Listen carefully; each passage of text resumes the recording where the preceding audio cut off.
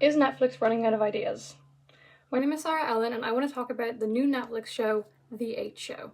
Before I get into it, I just want to apologize really quickly for the big gap in between uploads. I have just been so busy the last month with so many things happening, but hopefully I'll be more consistent in the future, and thank you to everybody who has newly subscribed to my channel. I really appreciate it. Back into the original topic of this video. The 8 Show is a new Korean drama produced by Netflix, and it is about a man called Jin-soo. He is a down-on-his-luck worker who is under such intense financial strain. He's owing loan sharks. He only makes 40,000 won a day. He is struggling. The show opens with him standing on the edge of a bridge, contemplating life, and just about to jump off. This man is so on the edge that he is willing to just quit. Just as Jin-soo is about to jump off the bridge and end it all, a car rolls up to him, a limo rolls up to him really, and offers to give him money for the time he was going to throw away. The car then pulls up outside this theatre. He walks through and he's presented with a circle of key cards. Some of them are already taken, but they're all numbered 1 through 8, or the ones that are taken away you can sort of fill in that they're numbered 1 through 8. He takes card number 3 and then proceeds to walk through the curtains on the stage. This leads him to see this 8-story huge building surrounded by all these hotel resort type things, little stalls, a swimming pool. It is an idyllic place. Jin-soo quickly figures out that card number 3 probably means floor number 3, so he makes his way to the 3rd floor of this giant building and it unlocks it. Once he's in there, there is nothing but a lift. He then gets a rule book and starts to read the rules of the situation he has found himself in. He then discovers everything is filmed. This entire thing is a ginormous TV show. Quickly then, there's a number displayed above the lift, and it goes up, and it goes up, and it goes up. And he finds out that every minute he gets 30,000 won. The main rule, however, is that nobody is allowed to die, but everything else is, fair game. In the rulebook, it also says he has to get rid of all of his own possessions, so he's in this, he's loving it, he's getting 30,000 won a minute. That is so much more than he was getting in a day. So he quickly takes off all of his clothes, throws them in the lift, everything he owns, and burns them and puts on the uniform. So now he is completely and solely owned by the show. He is a part of it. He's wearing the uniform of it. He has nothing to connect him to the outside world. This is an empty room. This room has nothing in it. So then he picks up the phone and realizes he can purchase things with the money he is making. However, everything is at an insane premium. It's almost 10,000 more than it would be. So something that would be worth like 5 won is then 5,000. The next day we meet everybody else on the floors, and we don't know really much about them, but we can sort of all gauge that they're all from financially strenuous backgrounds before they enter the show. They all decide to keep with the name of their floor, so instead of referring to each other by their first name, they refer to each other as 8th floor, 3rd floor, 1st floor. Something else that is revealed to us is a giant clock in the middle of the beach resort, and the clock is counting down. They then realize that they can make more time, and the longer they stay there, the more money they get. I personally think that this is a very on-the-nose way of just saying time is money, which is like, if you're gonna do something that you think is psychologically thrilling, or you want to like stress out and engage the viewer, maybe make it a little bit more interesting, because, oh, the giant clock that gives you time also gives you money. That we know this is not new, this is barely entertaining. Basically just pointing out that a person only has the same amount of value as the money they bring in the time they are given. However, these people are at an advantage because they can make more time, therefore more money. This then causes a reveal to the group that not everybody is making the same amount, which again, who saw coming? A slight twist, which I thought was quite clever, and by slight I mean slight, is that it doesn't go up in multiples of 10,000 like is assumed. So floor 1 makes 10,000 a minute, floor 2 makes 2,000 a minute, floor 3 makes 3,000 a minute, so logistically people think that floor 4 makes 40,000 a minute. They don't, they make 5. And then floor 5 makes 80,000, and then so on and so forth. It follows the Fibonacci sequence. For those of you who don't know, the Fibonacci sequence is also known as the golden ratio. It's used in art all of the time, and it is basically when something is pleasing to the human eye. It can be seen in so many of the world's greatest pieces, like the Mona Lisa. It's the center of her eye and it swirls out. It's been used for so many years. And in this show, it actually displays two things, or they're attempting to display two things. One thing I got from it was the pleasing to the human eye aspect. This is meant to be a TV show. Within the show, it's meant to be a TV show. And it's meant to be entertaining, so it's meant to be pleasing to the human eye, entertaining, something that they have to play into. And while I think this is very on the nose, I think that this is clever. However, I think another thing that it was meant to display is the wealth gap. It's that even if you're only one societal floor or rung above another person, the people at the top on the 8th floor will always have so much more than the people on the 1st floor. Even if the first person on the first floor is making 10,000 won a minute, the person on the 8th floor is making so much more than that the person on the first couldn't even comprehend it. I think that the eighth show is wholly unoriginal. I think it says very little about society and its problems, and I think that it's attempting to, which is where it falls flat. The entire point of the 8 show is to, again, show the flaws of capitalism, of which there are many, but I think that this has been done in the exact same way so many times before by Netflix that really they're just making a criticism of capitalism into a huge cash grab. While the goal here was very obviously to get the audience to reflect on themselves and how they stand in this capitalistic infrastructure, I think that they've stolen too much from their other projects, in particular Squid Games and the platform, to really have this hold any water or any meaning, especially because I think personally that their goal was to get this to be of Squid Games level success so that they could sell merch from it. This whole show has such a marketable look that it just completely is devoid of any meaning. Like the uniforms, for instance, and I'll show a photo here, they're all very specific to each person, and I think, my own opinion, is that they were going to try and sell these as costumes or as pajamas, like they've done with the Squid Games uniforms, which don't even get me started on. I think that they were planning on selling like little sets or like collector's figures of the set because they use the set quite a bit in the show. I think that they were aiming to have like little Funko Pops, like they did with Squid Games, of each character. Had this gained the same amount of traction and success. Another thing is that they're just running out of ideas. They're just rehashing and reformulating two quite successful things just to feed back into audiences the same stories so that they're content with what they're watching. There has been such a lack of original ideas and original stories being told recently. We can see that with the rise of live actions. And while I don't hate live actions, I think that there is like different ways to tell a story, such as the Cinderella live action. They told that story differently because that story has been told so many times through so many years in so many different ways. But the How to Train Your Dragon live action, why do we need this? The technology hasn't changed. They're not showing anything new. The story hasn't changed. It's a series. There's so much that's already been told. It's just a cash grab. And that's exactly what this is. It's a reformulating of an idea Netflix has done, and done fairly well, time and time again, but they've boiled it down into nothingness just so that they can make money back off of it. I want to talk about some of the similarities I saw to Squid Games because that is what personally really frustrated me. Squid Games is about to come out with its final season and I'm not really excited for it. I was excited for season 2 and it was such a letdown for me that I just haven't really bothered about season 3, but you can just tell while you're watching this that there's so many aspects of Squid Games they're trying to take to gain the same amount of success because they don't understand why Squid Games got the success that it did. The concept of a battle royale style movie TV show is not an original idea. It's been done thousands of times with battle royale, with Hunger Games, with Squid Games. Having a group of people sort of fight or compete for things is not new. That's not my issue. My issue is the fact that they took the same basic concepts and put them in the exact same world. What I mean by that is every single contestant in Squid Games is financially struggling. It's very clear they're financially struggling even if you don't get the background of each one. There's a heavy implication that the both main characters of each show are both addicts to gambling and big into loan sharks. All the participants in both shows had a choice to go there and did not have to agree to be in that situation. All of them then get a choice to leave, while in Squid Games it's the voting, the mass voting, and some people are going for it, some people are not. In the 8 show they can let the time run out, but some people are looking to earn more time and some people are not.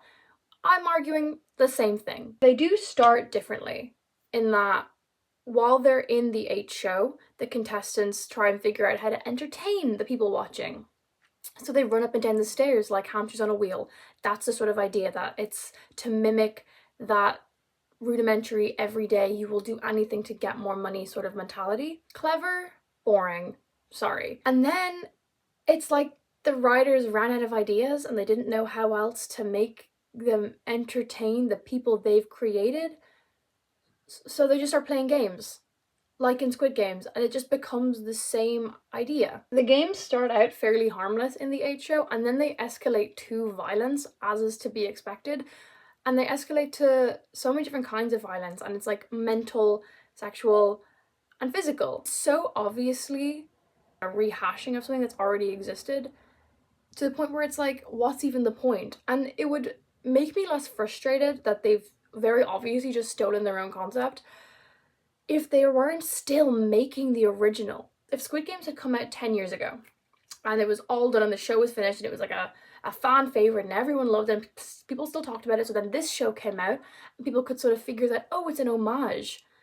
Squid Games hasn't even wrapped. It's not done. The 3rd season is no longer out yet, so why are you already sort of setting up its replacement in that genre? Why are you trying to push it so fast? Why has media just become this endless cycle of the same story just feeding into the audience? Like the audience aren't clever enough to understand something new or understand something deeper. If you want to tell a deep story about capitalism, tell a deep story about capitalism, but don't boil it down to the same things you've been doing over and over and over again. And while this is the least important part of it all, it did also strike me that they don't use their first names. Like in Squid Games, they are referred to by the number given to them on their uniform. In this one, they're referred to by their floor. And I just thought that that was so cheap. I just was like, come on. That's what made it so obvious for me, because I feel like if they just used their first names, I would have been able to look past the sort of similarities and would have been able to gauge them as just similarities. But the fact that they've done the exact same thing in both shows with such similar concepts, struggling people enter a game, it turns violent, they try to leave, they can't leave, they're all uniformed, only go by their numbers. It's just lazy. Squid Games is not the only show or piece of media that I think the 8 show writers have magpied from. I saw a very heavy influence from the movie The Platform within this show as well. It's established within the 8 show rules that the showrunners within the show provide all food and water for free. However, there is a catch there that the 8th floor gets all of the food. It is the responsibility of the 8th floor to distribute the food and water down throughout the levels, and it is then the responsibility of each person who gets the food to send it further and further down. What does that sound like, friends? In The Platform, it is a huge prison with hundreds and hundreds of floors. The people on the very top floors get the pickings of a huge feast, and as the platform in the center with all the food descends, the people on the bottom floors will get either destroyed or no food at all. Every single month, the floors change, and the people on the bottom can be thrown to the top. However, instead of acting with compassion toward the people on the bottom as they know how it felt, they just perpetuate the same cycle of greed and destruction toward the food. This is a way of telling the audience, the people watching, that this is how the means of production has always been controlled. The people on the top will always control the resources that the people on the bottom will get, no matter what. And if you are put on the top, that human nature, that greed, is what's going to shine through first, because instead of having compassion for those below you, you're always going to think that you're better than them. While I do think that they could have just been like borrowing this concept, because truly it's not a very original concept, the platform just did it very well. I think that what really tipped me over into thinking that this is just a direct steal is the fact that there's 8 floors, there's 8 people. The woman on the 8th floor receives 12 lunchboxes. She receives 12 portions of food. So there's 4 extra. This is very similar to the platform to me in that on the first floor there is too much food. There is an overproduction of food. There's so much and it could feed everybody, but they don't. It's the same thing. She's given so much food. She's given too much for even her and the top floors, the top 4 floors to consume. But she she has control over that. It's too much, but she has the control. And it's the same idea for me. It's lazy writing. Now, while the floors don't move every month like in the platform or even after any period of time, I feel like the being in the show is what's caused the move in society. All of these people are on the same level societally when they're outside of the show, but once they've been put into the show, they're on different floors. That's where I think the similarity shows through, because the woman on top, eighth floor, controls the means of how they're going to get the food and water. That she controls all of that. And even though she's been on the lowest rung of society, she has control. She doesn't care. She can do what she wants with it. And at one point she does. Spoiler alert! At one point she hoards all the food for days and makes them all starve because they've upset her in some way. This to me is just a copy of the platform. The people on the top will not have compassion for the people on the bottom, even though they've been on the bottom themselves. They know how it is, because human greed and human nature is going to take over once you get there. Interesting point. Not an original point, and I don't think a big enough of a point to have an entire plot point of a TV show based on it. One of the key points to me is that once she does starve the bottom floors, she's not eating it. She's just hoarding it. She's hoarding it and she's throwing it away, which to me is a direct imitation or a reformation of the destruction of the food in the platform. In the platform, the people aren't just taking the food, hoarding it, and eating it, they're destroying it. One of the characters in the platform does something disgusting to it. It's the same idea. Instead of even eating it, she's destroying it. She's throwing it away because it's worthless to her. This is an interesting point, but it could have been done in such a different way. It could have been done in a more interesting way. It could have been done in a way that we haven't seen before, and that we haven't seen before so recently. This is another thing that kind of bugged me. The platform only came out 5-6 years ago. The sequel only came out, I think, 2 years ago, not even. The sequel is so recent. So this isn't like an homage. This isn't like people have forgotten the original idea. This isn't like the writers could have accidentally done something essentially the exact same. These are all new in terms of film and media. This is an industry that has been around for 100 years. Why are we taking something that literally existed 3 to 5 years ago in this case, and in Squid Game's case, currently, literally right now, not even finished? They move slightly away from food but hold the same points as the platform, in that the upper floors will torture the lower floors, and then once the lower floors are gaining control, they're doing that right back to the upper floors without holding the compassion of knowing how it felt. To a lesser extent, I will say, but they're still doing it. They're still perpetuating that cycle and that same thing, that same point that the platform is trying to get across. However, I just think the platform got that point across. It did that. It already did this. We don't need to, as audiences, be refed the exact same ideas about wealth and redistribution in the same way by a huge conglomerate company that's only using us to get us to watch something and therefore give them more money. Both core stories are very good. It's about the unfair distribution of wealth in our society and how those people above should not have control over the lower based purely on their wealth or status or what they have. I think that it's just told in such a similar way, so close together, that the 8 show just looks like a copy. It just looks like it didn't know how to get their point across correctly. I've repeated, it is not uncommon for film to steal or to recreate and pay homage to other forms of media. This is just, to me, Netflix trying to recreate the success that they had with Squid Games and the platform by missing what made them so successful. Squid Games and the platform were so successful internationally because they were original at the time. When they first came out, while the concept itself may not have been original, the portrayal of the concept was. This idea had existed for so long, and people had these very strong feelings for so long, and they were told in a way that was new and that was different and that was thought-provoking. The 8 show waters down everything that Squid Games and the platform were trying to get across, rehashes it, and then just serves it to you. And you as the audience are meant to take that and just have the exact same reaction, like, oh my god, they're using the violence in the games of Squid Games, and they're using the points of wealth in the platform to get the attention of an audience, but they're doing it in a way that just insults the intelligence of the audience. And aside from that, the platform was uniquely scary.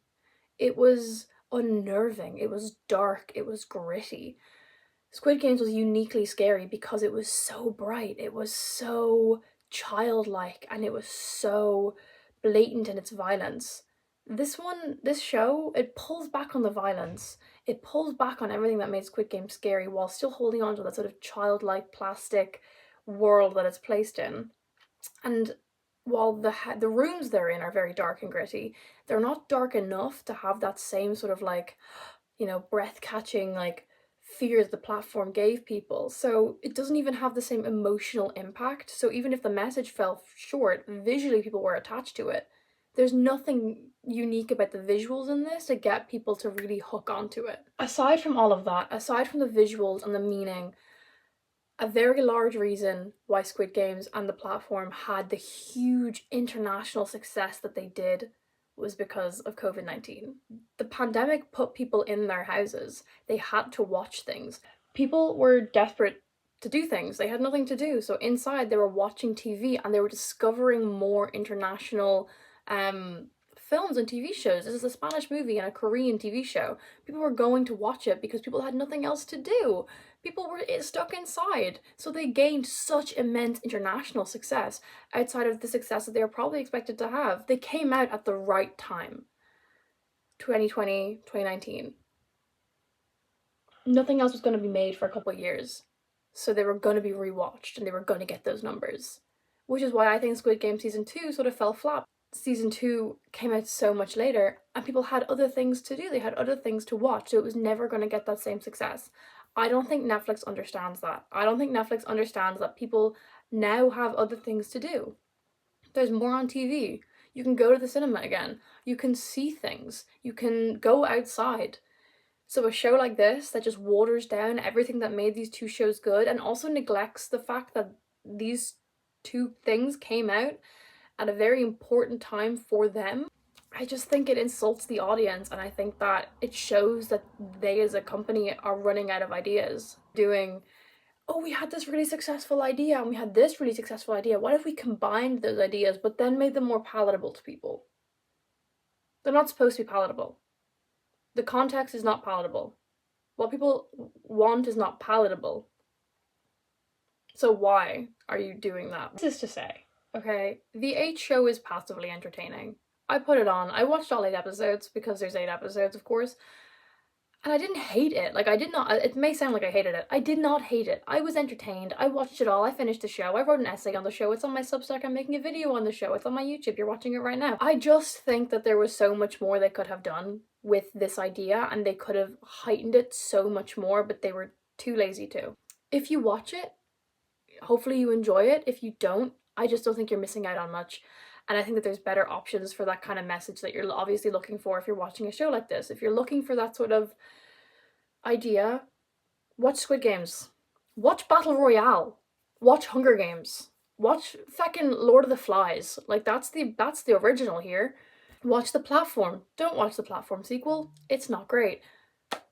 But this, I feel like, if you're starved for entertainment and you want something to put on while you're cleaning your room, throw it on. But I just don't think it's an important watch, and I think that Netflix are failing to see why it's not an important watch. Thank you for sitting all the way through this video. I hope it was entertaining. I hope that it was informative and that you got something from it. If you did, let me know. Tell me if I should do more things like this, or if I should go back to what I was originally doing, which is like more scene analysis things and lists. If anyone has any suggestions down below, please let me know. And if you watch the 8 show, come back, tell me what you thought, because I would really like to know if I'm completely off base here and I'm just going crazy and rambling because I can, or if I have some very, very valid points, which I personally think I do. Go forth, have a lovely day.